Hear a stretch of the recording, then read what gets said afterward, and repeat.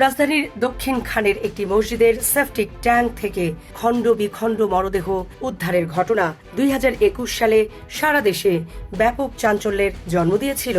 প্রথমে এটি নিখোঁজের ঘটনা মনে হলেও তদন্তে বেরিয়ে আসে এক ভয়ঙ্কর হত্যাকাণ্ডের নেপথ্যের গল্প, যেখানে এক গার্মেন্টস কর্মীকে হত্যা করে মরদেহ টুকরো টুকরো করার অভিযোগ ওঠে মসজিদের দীর্ঘদিনের ইমামের বিরুদ্ধে। আর পুরো হত্যার পরিকল্পনায় জড়িত থাকার অভিযোগ ওঠে নিহত ব্যক্তির স্ত্রীর বিরুদ্ধেও।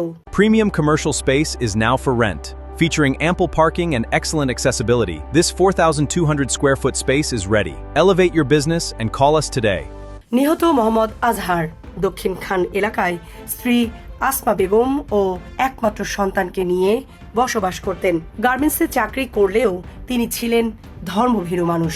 সন্তানের ধর্মীয় শিক্ষার জন্য স্থানীয় সর্দার বাড়ি জামে মসজিদের ইমাম আব্দুর রহমানের কাছে তাকে কোরআন শিক্ষা দেওয়ার ব্যবস্থা করেছিলেন।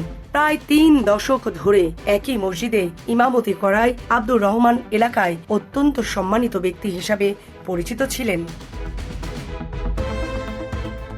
তদন্তে জানা যায়, সন্তানের পড়াশোনার সূত্র ধরেই ইমাম আব্দুর রহমানের সঙ্গে আজহারের স্ত্রী আসমা বেগমের ঘনিষ্ঠতা তৈরি হয়। ধীরে ধীরে সেই সম্পর্ক পরকীয়ায় রূপ নেয় বলে অভিযোগ ওঠে।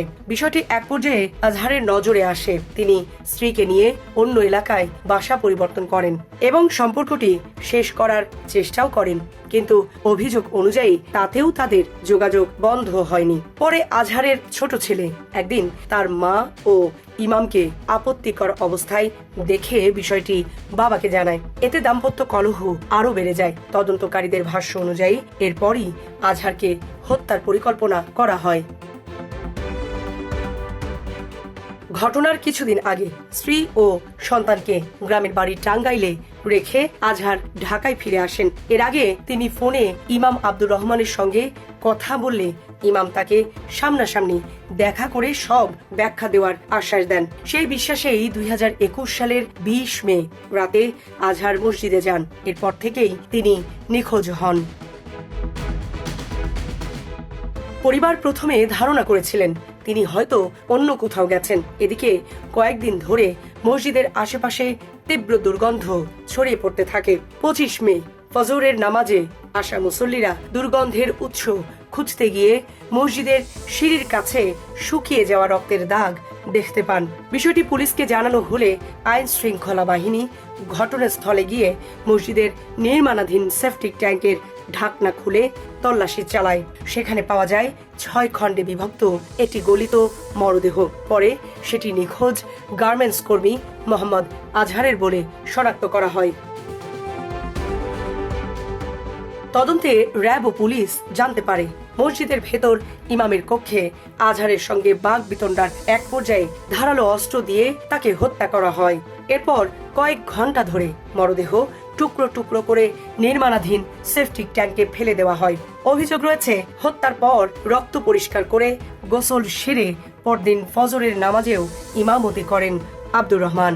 পরদিন ট্যাঙ্কের মুখও ঢালাই করে দেওয়া হয়েছিল যাতে মরদেহ দীর্ঘদিন আড়ালে থাকে, কিন্তু কয়েকদিন পর মরদেহ থেকে বের হওয়া দুর্গন্ধই শেষ পর্যন্ত পুরো হত্যাকাণ্ডের রহস্য উন্মোচন করে।